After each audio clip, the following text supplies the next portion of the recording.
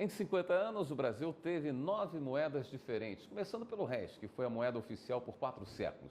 O real já é utilizado há 22 anos, mas também existe o dinheiro social, que é uma espécie de moeda paralela utilizada principalmente nas periferias do país para ajudar a movimentar a economia.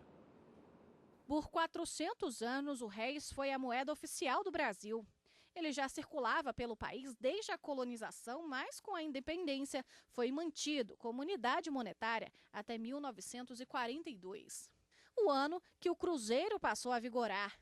25 anos depois, em 1967, veio o Cruzeiro Novo.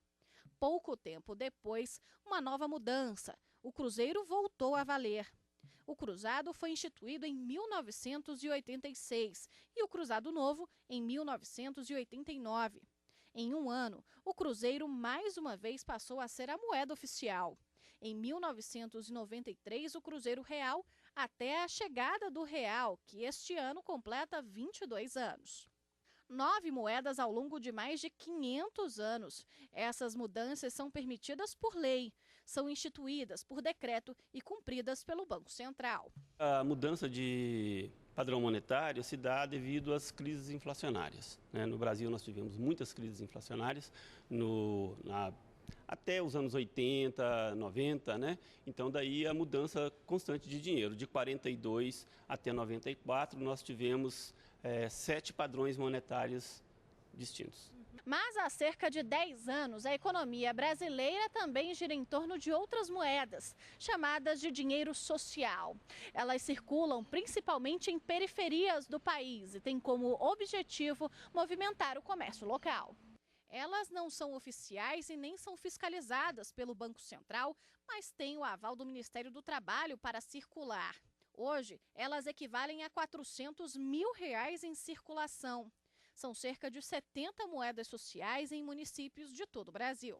Na Estrutural, cidade a 15 quilômetros do centro de Brasília, um banco comunitário funciona na entrada da cidade. O dinheiro aqui se chama Conquista e há 4 anos estimula a economia da região.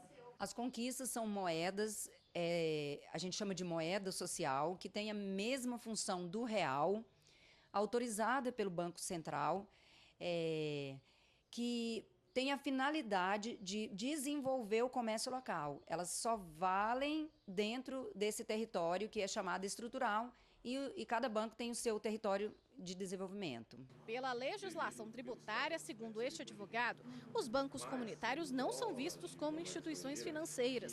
Por isso, não passam pela regulação oficial.